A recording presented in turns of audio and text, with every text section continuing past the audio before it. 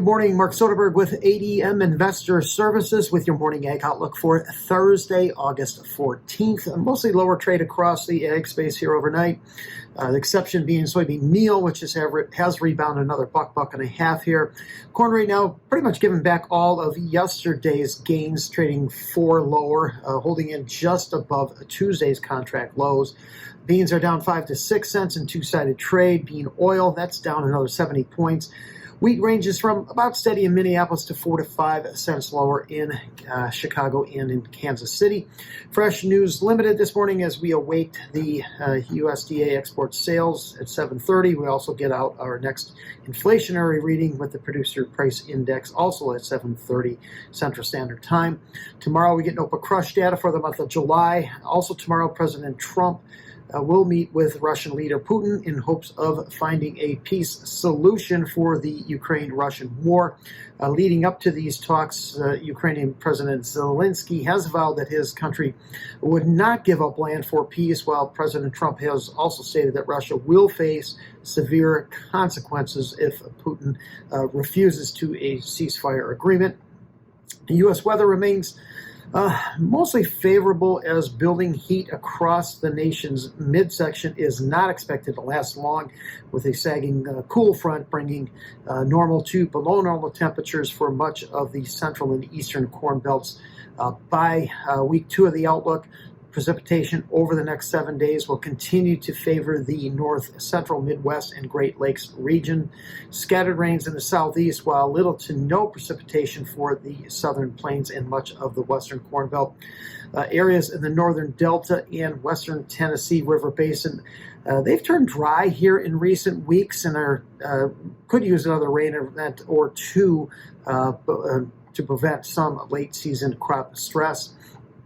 Hot, dry conditions to prevail across much of Europe for another week before better prospects for rain in week 2 of the outlook.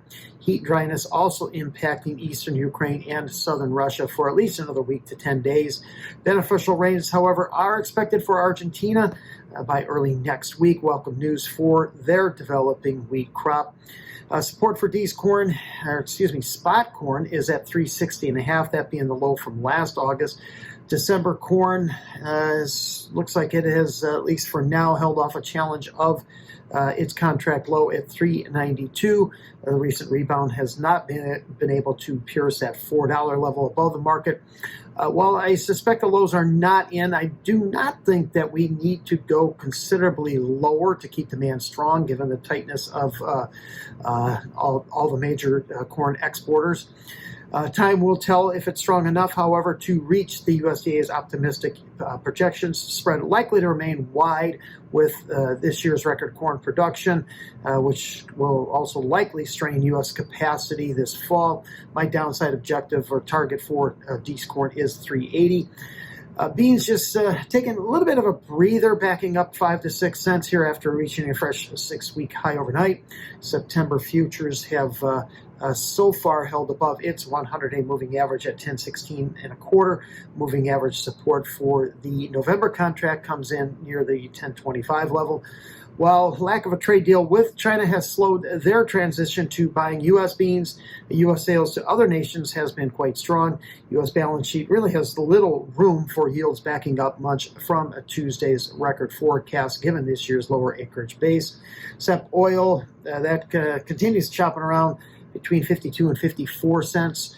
Fresh 7-week high for September meal overnight as speculative traders continue to pare back from their record short position. Overhead resistance is at the 100-day moving average at 291.70, that for the September contract. Inside trade for September Chicago wheat overnight as it holds just above its contract low and $5 level. Thanks for listening, everyone. Have a great day.